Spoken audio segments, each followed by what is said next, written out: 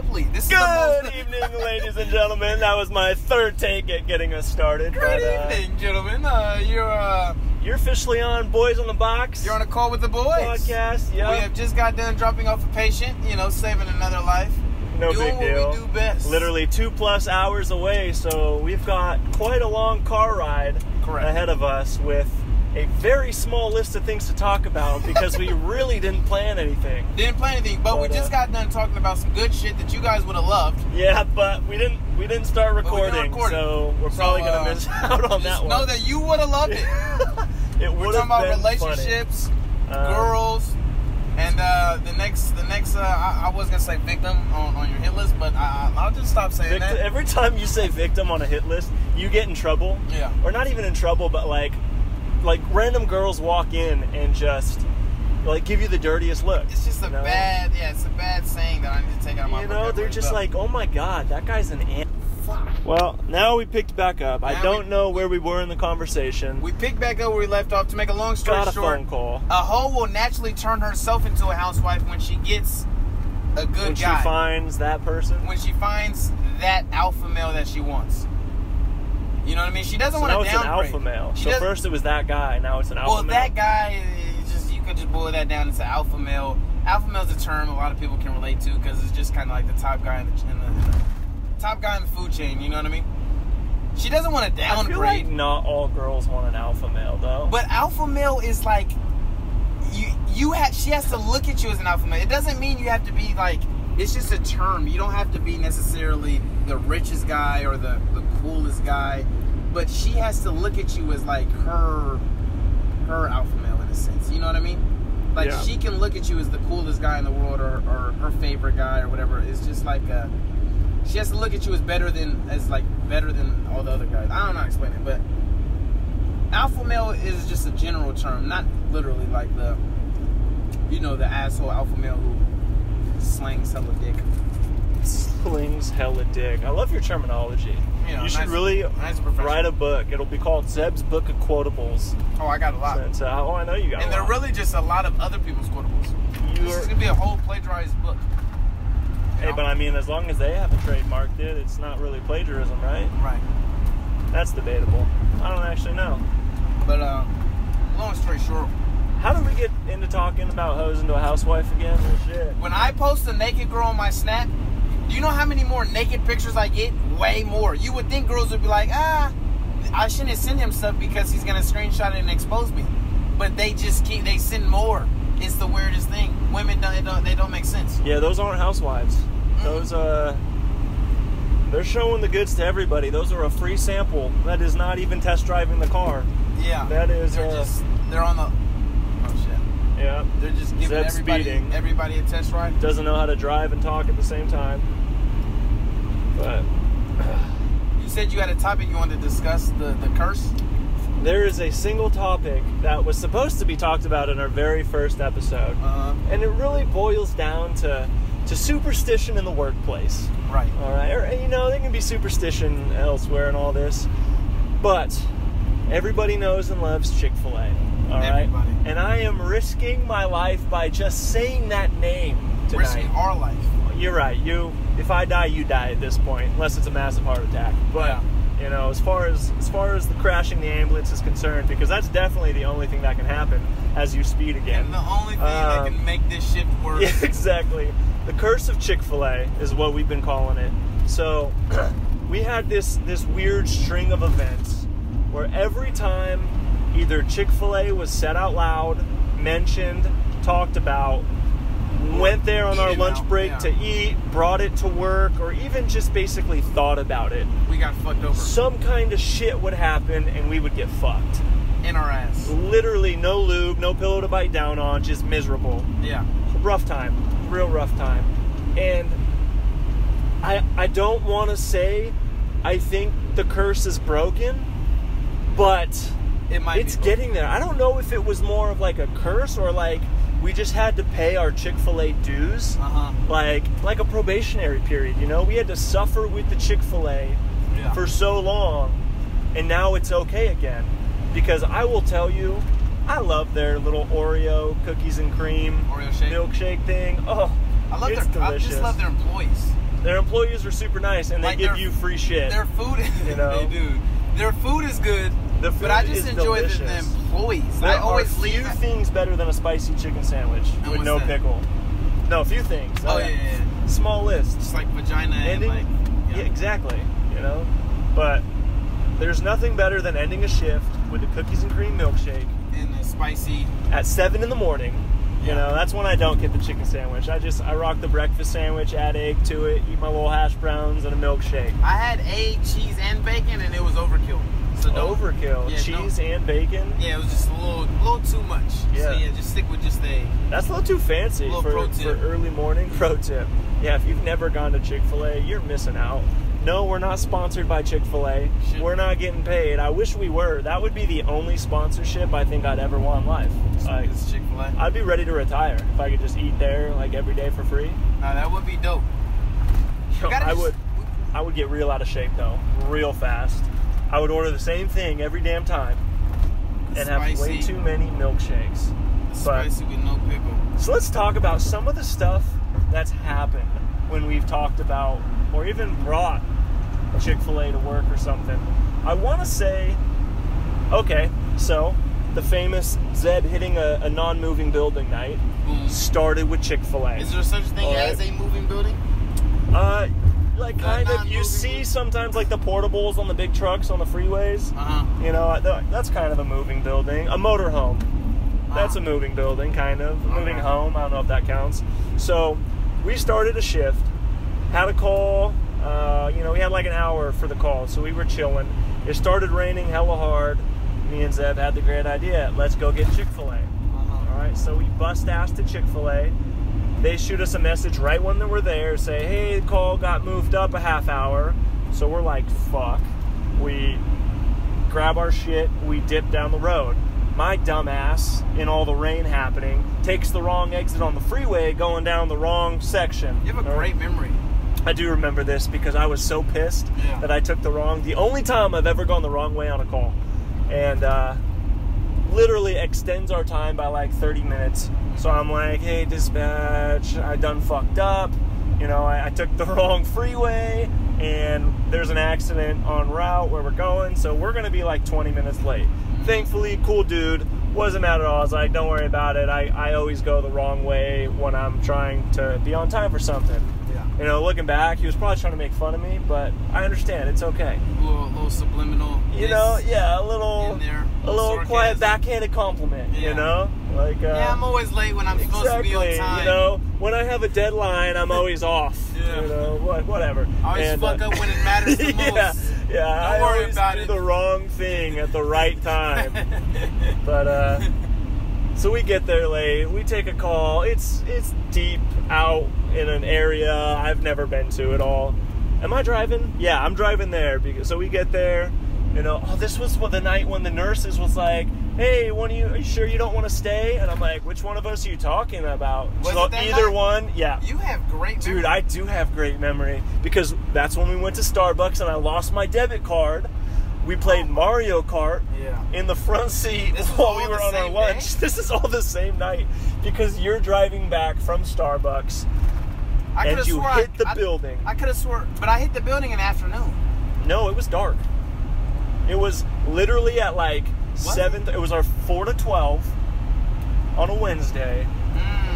Where there were no parking spots because people were backed up into the ambulance spots for some reason. Yeah. And you hit the turn too tight, and I remember, you know, the whole like looked at each other, looked out, saw someone stick their head out and go, hey, we're not going to be able to play this off because obviously someone saw it and half our ambulance is lying on the ground. Yeah. You know, and because the next day on Thursday night when I was working the Bullet, I was like, shit, I don't have my debit card, and I rummaged through that ambulance. We were still on the side where we'd left it, and yeah, I never found it, so I had to cancel that card, get a new one, yay me.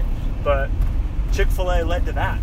That was the first time, I think. That was when we were like, damn, okay, maybe we shouldn't go to Chick-fil-A anymore. Because like our first 3 shifts on that Wednesday, we like smashed Chick-fil-A first thing, and shit just kept happening. We were getting ran with calls, stuff like that.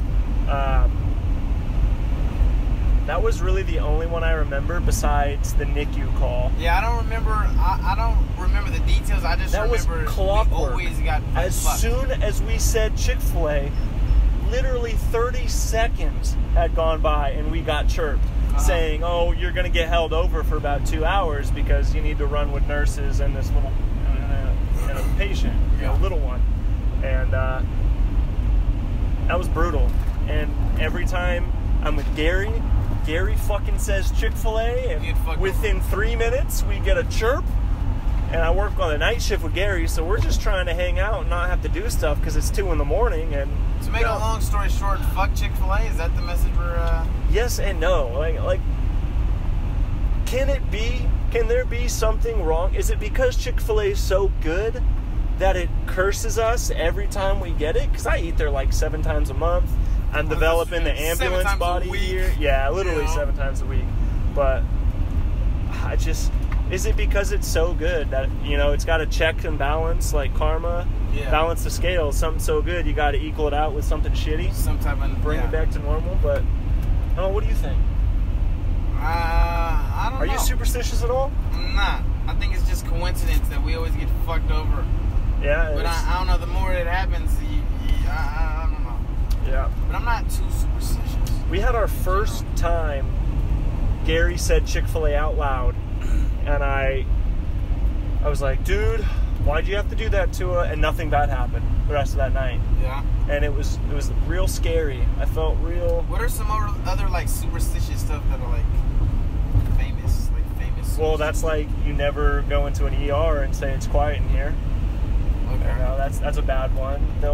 Nurses will throw shit at you. Or just like when you say, or like when you're like, oh, this is the last. That was a great last call. When dispatch says, "Oh, I've got one more for you," and there ends up being like 4.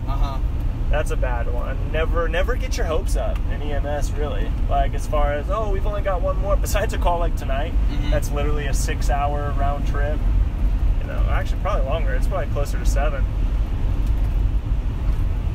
By the time we get gas and shit, like, it's gonna be a shit show. Have you still been working out? You're gonna get us killed. I'm gonna get us there. We're gonna get there no matter what. We ain't gonna not get there. I'm not even on the gas. This shit is just all downhill. Going crazy. That's bold. That's aggressive. Dog, you need to stop speeding because after talking about Chick-fil-A, we're gonna die. Zeb doesn't know how to drive a damn car. He's worse than Gary when it comes to making this thing beep. Is Gary cracks me up. He makes that thing beep more than anybody I know, like it's a game. Gary's a good man. He's a better man than he was in EMT, and he's a damn good EMT. I think we used that line last time. I don't know if that counts. I use it all the time. All right, so what were we talking about when we were like, okay, they really should have heard what we were saying? And it was your whole... Previously, was it the Hover's household? No, it was... What was it? You have to act. You have to act around a girl or something. Basically, I was just explaining how I don't like the Zeb that I turn into when I like a girl. Yeah. I feel like I am my most. I think that goes both ways. Yeah. Like I agree. Like I don't like the Alistair I become when I like someone either. Yeah. I just think in general. One of the most attractive things a guy can have towards a girl is indifference. Yeah. And I think that's essentially what it means to be an asshole, is to be indifferent. So, what do you become? What do you become when you like a girl? Like, what is that that you don't like? What don't you like about it? I become very self-conscious. Stuff that I've never was insecure about, I become insecure about. For example, I wear fucking sweats all the time. That's just what I do. And then when I like a girl, I'll start to become self-conscious about little weird shit like wearing sweats. Maybe I should start wearing nice outfits. You know what I mean? I'm starting to just assume maybe she kind of doesn't like the whole bummy look that I have. You know what I mean? Whereas then there's another voice in my head that reminds myself, like, she likes you knowing this is the type of person you are. You know what I mean? You got to just be you and move with that confidence. But when I like a girl, like I said, I just become self-conscious. I start to it's hard to really explain specific situations, but I just don't move with the same authenticity. Yeah. Like when I look at a girl, when I don't care about a girl, when I look at her like a hoe, I'm completely just genuine with all my actions because I don't care about losing her. But once I like her and I don't want to lose her and I don't want to hurt her feelings, I don't move the same way. I don't necessarily, like, I don't know, there's just certain things like I'll tolerate just because I like her than just being completely honest. You ignore the red flags? Is that kind of part of it? Not even necessarily. What about the warning flag? Not even like red, but like a soft yellow. Not even like that, but I mean that might be. I haven't experienced that specifically, but I just know little things like, I don't know, I'm trying to think of something specific, but I don't know. Like I know for me personally, like when I like a girl, like I'll overlook things, and I'm like okay with it at that point because I'm like, oh, you know, because that's the person I don't like that I become. That I'm okay with not having exactly what I want. So that, or like, you know, I feel like everybody has the idea of what they want. You know, if they find a person that hits all this criteria, like that's it. That's like goals. That's like their ideal person. Yeah. And I find that when I like someone or start talking, I do. I stop thinking about what I deserve / want / need, and more just like what I'm into. Whether it's just that initial spark of like you tolerate being, exactly. You know, I could be like, oh, I really don't want someone that drinks a lot, or, you know, I'm not a party anymore, so I don't want to party her anymore. But say, you know, this girl goes out every weekend, you know, party, you know, I'll overlook it because I'm like, oh, no, it's cool, like, she's cute, I like her, we got good convo, you know. Which I think is so important, convo. Convo's big. Oh my gosh, bro, convo gotta be strong. You don't gotta be like. And if there's not good convo, like that's an automatic deal breaker almost. Deal breaker, just in the sense that I wouldn't want to like. We can't be nothing deeper than just like that. Shit gotta be strong, bro. You don't gotta be the greatest conversationalist or fucking dumbass, like smart or nothing crazy. It's just I gotta like be able to just really enjoy talking. You gotta be able to vibe. You know, you gotta keep a convo going with minimal effort. Naturally click with. And that's like something that I need a lot because, you know, I'm around my phone a lot. Yeah. You know, with the nature of my jobs, you know, doing real estate as well as this, you know, I have a shitload of time on my phone. You know, a lot of my time's on my business, you know, and I don't even need like every 5 seconds, you know, sending back and forth because, okay, that's even a lot for me. And if you ask most of the people in my life that know me, like I fucking am a fast responder, like, you know, I reply, but God, if you can't send a message, you know, at a reasonable speed, and don't get me wrong, if someone's like working or, you know, doing shit, like I get it. If you're spending time with friends, you're spending time with family, I get it. I don't need to be talking to you. Like, live in the moment. You know, make your memory there. I understand that, but if you're like sitting on your ass or like, I don't know, I guess I can't come up with a good. I was gonna say watching TV, but like if it's a show they're really invested in, fuck it, watch the show. But there's commercial breaks. You know, like, I don't know. The thing is, it's like if a girl's really into you, she's gonna respond in a reasonable time. You know what I mean? Yeah, exactly. And that's part of the combo thing. Like, it's got to be easy to flow. It's got to be not necessarily even like a fast replier, but give enough when you do reply that it's not like a one-liner, you know, like, oh yeah, you know, I haven't messaged you in 4 hours, but I'm gonna answer your question with a yes or a no, and that's it. That shit drives me crazy. That's a turn. But that's why I just wanted, like, I wanted to fuck with a girl like that. I'll try to maybe fuck her, but I wanted like, it's nothing. But I really think that whole thing, that whole, would I want my daughter to be like her? That's like my new criteria, I feel like. Because if I'm going to date you, I'm thinking long term. I want to wife you. I want to cuff you. Really? Yeah, like if I'm going to... date you, gotcha. I was like, Zeb trying to wife or cuff anybody is news to me. If I'm going to like give you that, if you're going to have that label attached to you, that title of my girlfriend... No, not my girlfriend. Zeb's girlfriend. Because you're a big deal in the greater Sacramento area. In Northern California. In some parts of Los Angeles. I'm a big fucking deal. In some parts of LA. But if you're gonna hold that title, I'm thinking long term. I'm thinking like eventually I want to wife you. Yeah. So if you're gonna even get that title, my whole that's my new criteria is would I want my daughter to be like you? Now if I can confidently be like, yeah, I would want my daughter to be like this girl. Yeah. Then I can cuff you. If not, all right. I can't. It's nothing. I can't. How many cuffable girls have you ever even come across? I met 2 who initially I could have looked at them like that. Like initially, if you were to ask me like, oh, blah blah blah, like could you see, would you want your daughter to be like her? I could be like, yeah. But just the longer I got to know them, they would just know. You know what I mean? So. So initially, to answer your question, 0. Initially, they felt like comfortable. But yeah, initially, when you're in that honeymoon phase and you're kind of really like the honeymoon phase is so dangerous if you get into it so soon. Like, you almost have to not care for the first month. Don't talk to them a lot. Try to hang out a couple times, but keep it minimal once a week. Once a week? Hold on. You gotta work to the point, like we were talking about it earlier, you kind of got to show that you don't care. Yeah. Just enough, still care enough because you want to keep them interested, but you can't give everything right away, or else they're going to be like, okay, this guy's fucking crazy. I think even with the don't care, but you have to build the relationship that way, get to know them over a time before you hit that honeymoon phase of dating. Yeah. Or else, you get straight into someone, you hang out with someone for, a week and a half, hang out every day, and then all of a sudden you're like, yeah, let's do this, fuck it.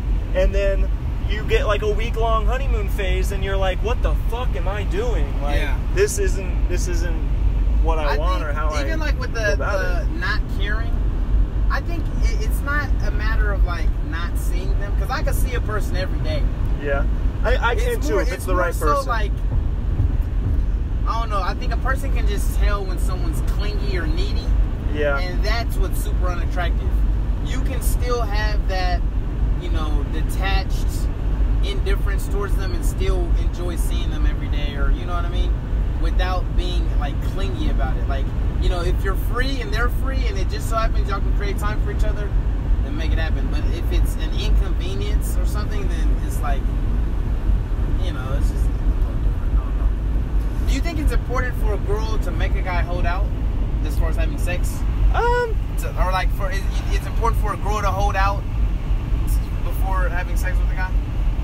Because the more I think about I'm not typically the person to try to sleep with a girl right away on a first date or anything. So. And why is that? I don't know. I feel like. Okay, to put it bluntly, I would never want to date someone I considered a hoe, and I'm not saying that that's the case, because, shit happens from time to time, alcohol can be involved, whatever, and one thing can lead to another. You can just be having some great convo, and shit happens. Yeah. And...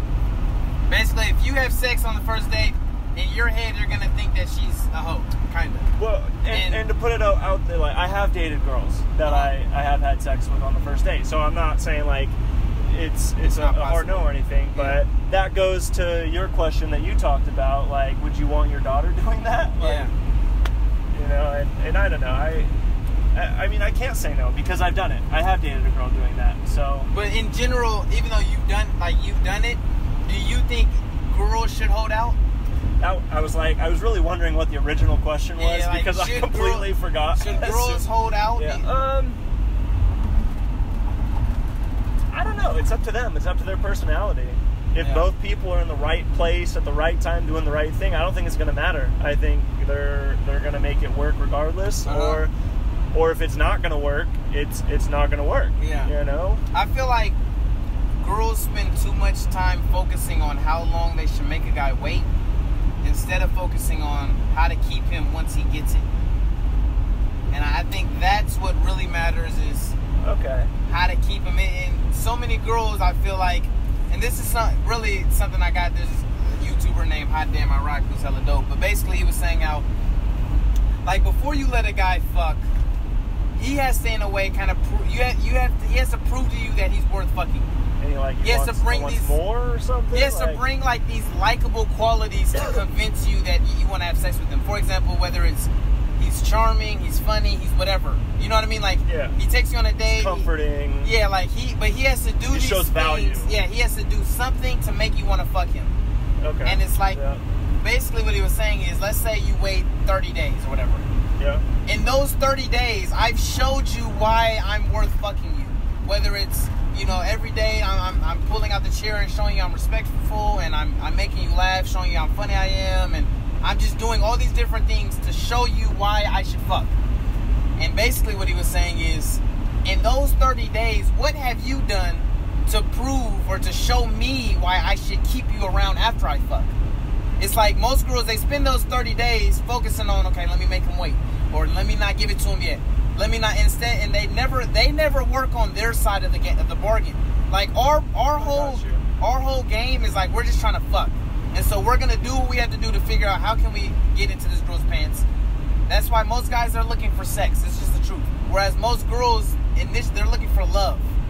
You know what I mean? And like basically, in order to get that, like, what are you doing to show that you're lovable, or you know what I mean, or like you're that like goes both ways. Like the guy has to show that, you know, he's obviously worth sleeping with, and has to give her, you know, visible signs that he's not going to just hit it and dip out. Yeah. And I think she should be showing, you know, some extent, like you said it, you know, why should I keep her around after sex? Which I mean, it's kind of a fucked up game either way you look at it. You're like both people trying to get vibes out of the other to see, oh, is that person going to stay? Should I do it with that person?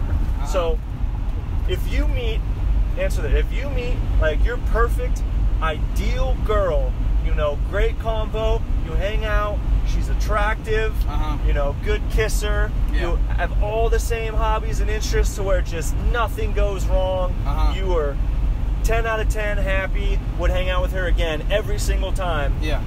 But she wants to wait till marriage. Do you think you have that in you?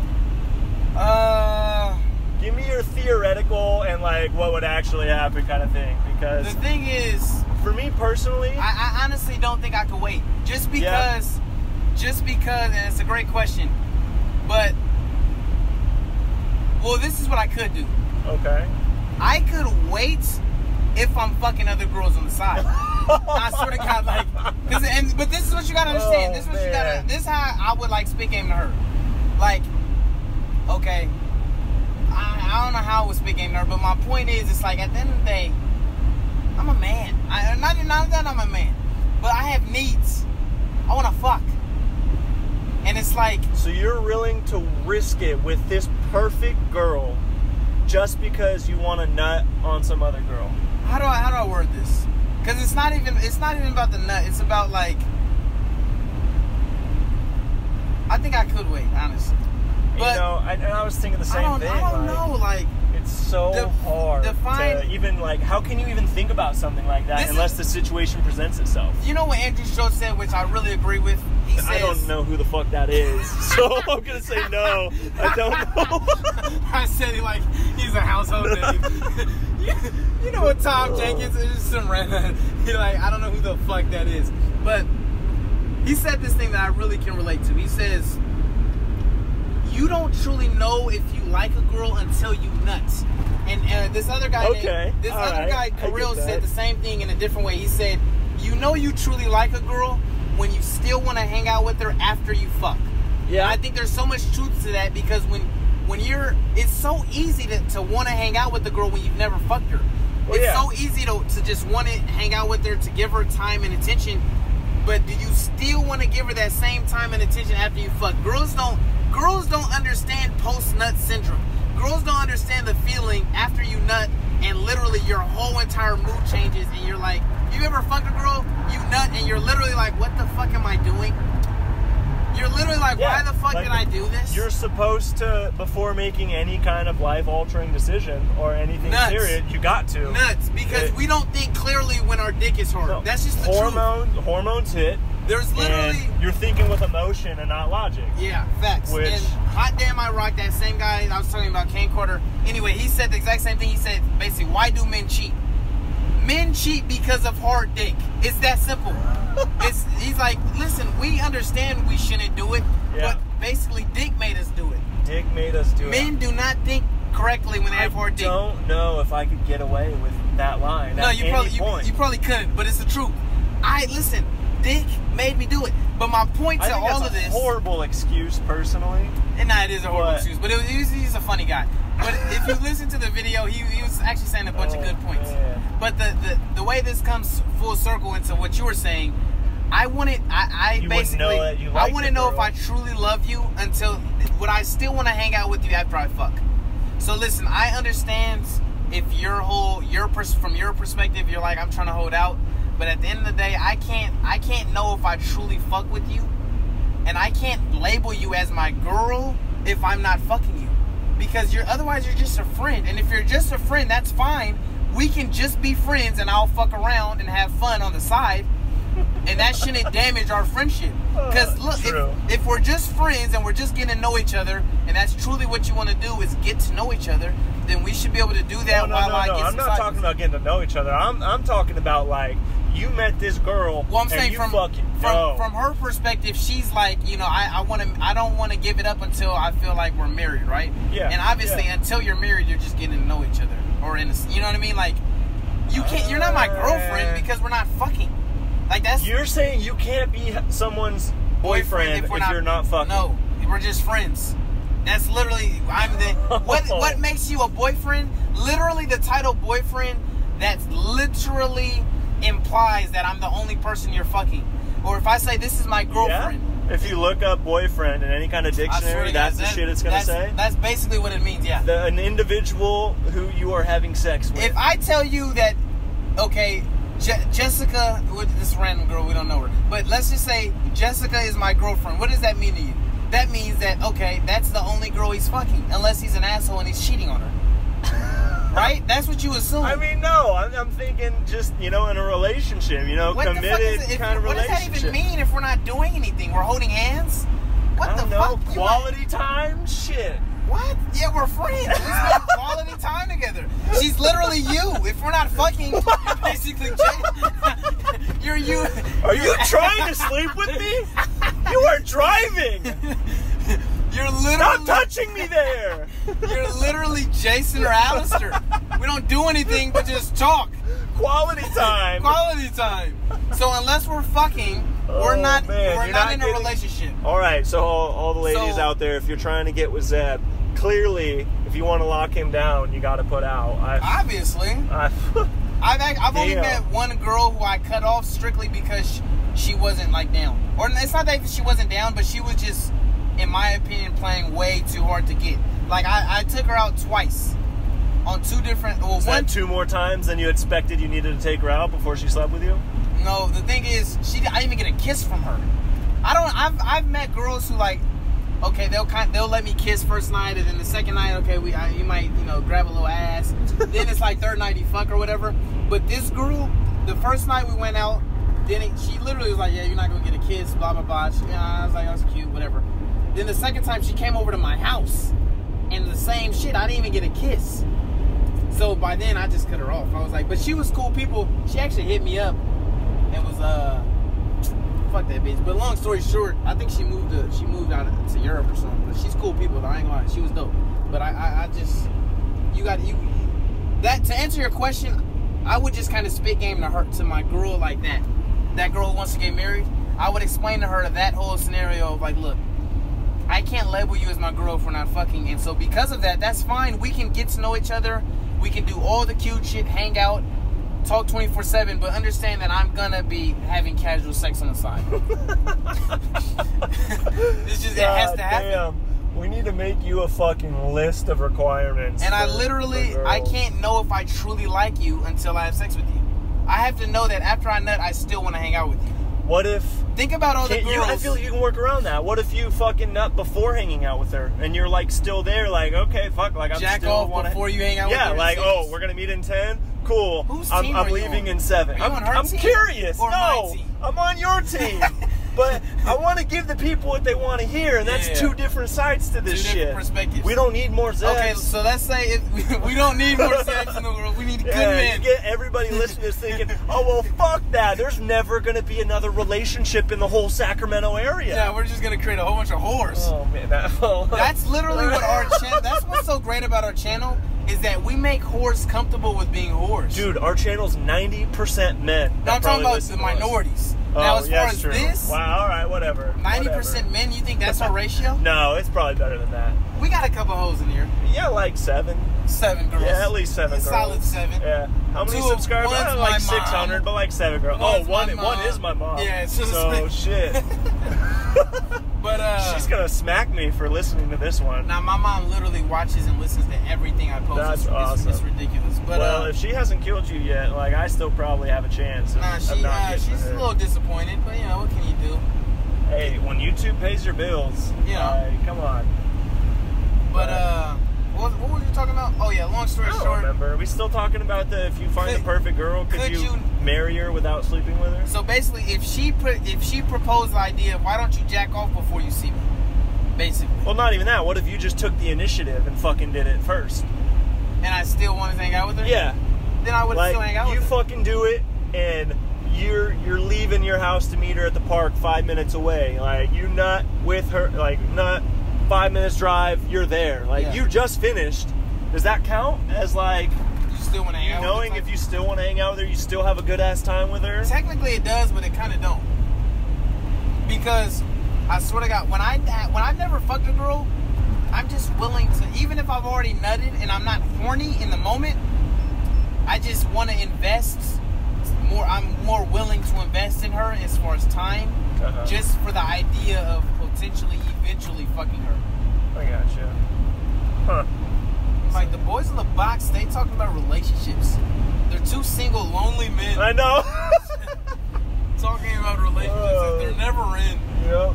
I feel like once I get in a relationship, seriously, though, my whole entire you're gonna be that guy. First relationship, just locked down, married. That is it. You're gonna find just one girl's gonna be like, let's fucking do this, and you're gonna be all in. I'm gonna be like the softest guy ever. You're already the softest guy ever. We get called shit for a lift assist, and it's literally me. It's like, hey, sorry for your half an assist. Zeb's here. He's just gonna watch from the back because his arms are fucking really fucking small. Nah, but this is the great thing about my physique, is that I'm a sleeper. I have small arms, but I have a nice body. You saw that picture I showed you. You thought it was photoshopped. I'm pretty sure that one was photoshopped. No, it wasn't, and that's what's so amazing. It's easy to have abs when you're fucking 103 pounds, that's not even soaking wet. That's not even where I get most of my compliments. I get most of my compliments from my chest. Oh my God. You saw those titties. I have some fat titties. I got C cups, baby. To make a long story short, I'm in my push-ups. I'm a sleeper. No comment. I'm pleading the fifth on this one. But I do. This is the smallest motherfucker you have ever seen. You've ever heard. We get patients looking at us as we lift them in the back, like, are you sure you don't want me to help you get the gurney in here? I don't feel safe with him carrying me. No, I definitely need to. You need to get your weight up. No doubt. Get your weight up. I'm the same size as Floyd Mayweather, though. Yeah, he's also like 112 pounds. Yeah, but he's also the greatest fighter of all time. Yeah, when fighting people his size. Yeah, obviously. You're gonna put him in the ring against monsters? Well, no, but I mean, Mike Tyson's? Not every fight out in the world is gonna be against someone your same size. True. Don't get me wrong, pound for pound in his weight class, hands down, Floyd, best. I'm not gonna argue that. That man has beaten everybody, and he knows how to box. Yeah. But I mean, fuck, you're out there in the street, and a patient looks at you wrong and says, I don't like your videos I've seen on YouTube. It's going down right now. Yeah. That man could have a broken arm and a broken leg and still probably kick your ass. Do you think Andrew Schultz, that guy you have no idea about? No, I was like, who the fuck? He's this comedian guy that I love. But he basically made this claim. He thinks that Floyd Mayweather is the greatest great. Basically, he thinks that Floyd Mayweather is greater at boxing than, like, Stephen Hawking is great at science, or like Albert Einstein was great at science, or like Weird analogies. You could have gone like the sports route. Michael Jordan is good at basketball, but just the greatest of all greats. And I was like, damn. That's strong. Because, I mean, you got to put him up there with Muhammad Ali. All of them. You got to put him up there with... I mean, it depends. I don't like his style of boxing, personally. Defensive? Like, he can win in a points-based, counter-punch, move around the ring. But goddamn, I would never want to go against Mike Tyson in his prime. Did you see that man destroy people? He wanted to go in the ring and kill somebody. Yeah. Now, I mean, if you're going greatest purely on record, purely on... Does he have the greatest record as far as... He's like 50-0, 51-0. There's no one better than that? I don't think... I want to say there was, before boxing was big or, really well accounted for, someone had, 53. But I could have been thinking about that a couple fights ago before he got passed. I don't remember. But it depends on what your greatest of the great criteria is. Is it best record? Is it last person I'd ever want to see in a ring? Is it, I don't know. I don't know. I just know there are people I would rather not fight than him if it came down to it. You would feel confident fighting Floyd's tiny ass. I would not feel confident. He would beat my ass. You think but so? I don't think he would hurt me nearly as bad as fucking Mike Tyson would. That man would bite my ear off. Yeah. Mike Tyson's huge as fuck. That was just, dude, I watched some of his fights. Just look at his highlights on YouTube. Oh my god. She was crazy. And it comes down to, greatest of the greats. That's the Mount Rushmore of athletes. Not just athletes, though. He just thinks all greats. He just thinks he's the greatest of, he perfected his craft better than anyone has ever perfected a craft. And I was like, man. That's tough. I mean, I guess he's never lost. So I guess if you put it down to record, you have to give it to him at 50-0. No other person in any sport, I think, has won 50 of anything. Of the major sports or the major anything, I still don't know why your first analogy was the Einstein of science. How do you even rate that? Okay, yeah, fucking smart, but is there a point value per Nobel Prize you get or something? Shit. That's what Andrew said. I just used his words. Back to the plagiarism. Andrew was, a whole lot of plagiarism from this side. Andrew was recently on Joe Rogan, so you might. Oh shit! If you're familiar with Joe Rogan, I've never watched any of his stuff, but I know about it. I've heard about it. Yeah, so he's super big. He was just on Joe Rogan 2 days ago. That's funny. Which I was hyped about. So clearly he is somewhat famous, not just a random person you pulled out of your ass. Not random. Holy fuck. That's dope. Definitely go follow us on Twitter and all that other shit. Whatever I remember what the other thing is, I'll come up with it. The Twitter. Yeah, subscribe. Well, I mean, I want you guys to talk shit back. Twitter's going to be the place where you can shoot us on topics that you want us two grown-ass men to talk about.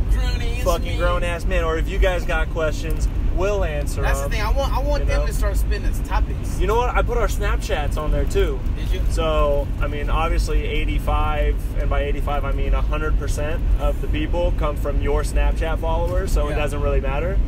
But my Snapchat stock's about to go through the roof. That's all I'm getting at. But, sounds good. So, this is your first full-length episode from the Boyz. And, we got to go run another call. So, see you next time.